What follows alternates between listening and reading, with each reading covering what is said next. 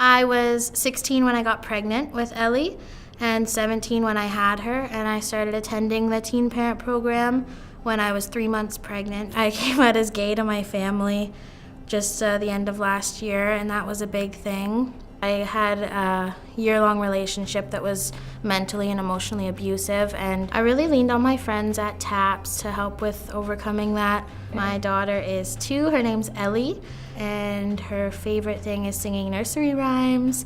She likes Itsy Bitsy Spider and Wheels on the Bus. Ellie's in daycare 5 days a week, and I work full-time. I want to go to college after high school and do business. My end goal is to open up a food truck. I want to do burritos. They sell. I'm gonna be successful, and I'm gonna be a good mom, and I'm gonna raise a good kid. And being a teen mom or being gay isn't gonna stop me from doing that. I'm a right-sided hemiplegic, and I first got involved in the world of parasport when I was probably 11 years old.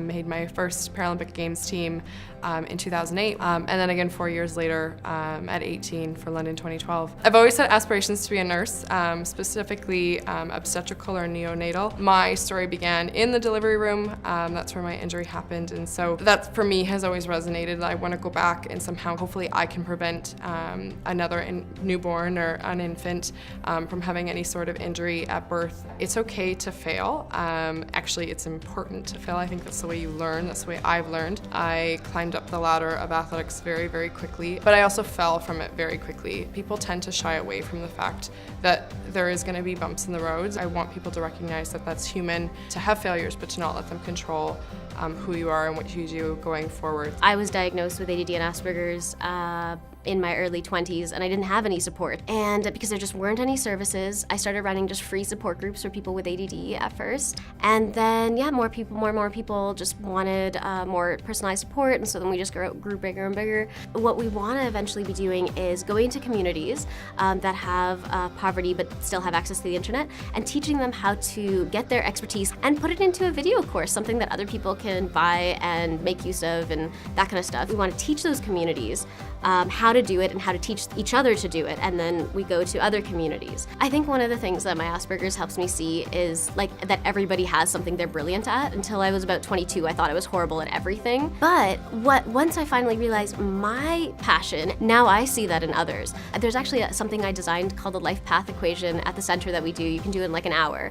And just looking at things that you're good at, things you're praised about, things you love doing, and then we do a bit of a brainstorm for what fits, and then we usually by the end of it find something that works really, really well, and they're like, oh my God, that is my life purpose. I actually came to the University of Guelph to go to vet school. Unfortunately, I went through a lot of health issues as a grand mal epileptic, and when I came to university, I got debarred after my first year. And I was famous on campus for seizuring and clearing exams in academic spaces. I was struggling, and I was 55 pounds overweight, so this athlete I used to be kind of disappeared for me. I met a wonderful woman who is a woman of distinction. She saw something in me that I think I didn't see in myself at the time. So she invited me to a fitness class, and I just had that moment. One, I was like, okay, this woman makes me feel I can do anything. And then two, I thought that's who I need to be. I feel like the fact that I had to struggle through those adversities really taught me about resiliency. You know, you have to fight for what you want. You can't stand around and wait for life to happen to you, and you have to create your own destiny. You have to commit, and you have to be dedicated, and you have to do the work through the days when you don't want to. Sunrise is a therapeutic riding program. Very many years ago, when we came to Canada, my husband was diagnosed with cancer 18 months after we got here, and 18 months later he was gone. We had no family in Canada, but great community support.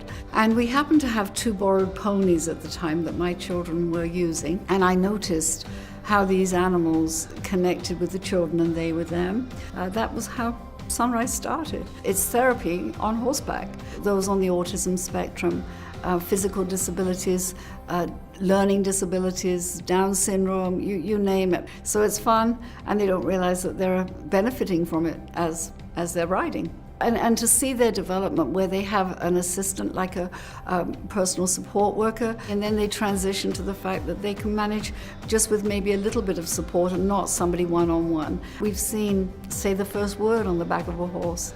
Because they wanted their horse to move forward, they've said walk on, and the horse has moved and they've got a grin on their face. So Yeah. Stay on your path and what you want to do and keep going with what you want. Girls compete against other girls, but women empower other women. Do something that you just love doing in your spare time and put it out there, because none of us feel like experts.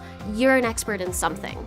If you're going to do something, do it when you're young, when you've got lots of energy, and when you're really busy, because busy people are the ones that get involved and can have a real impact on their community.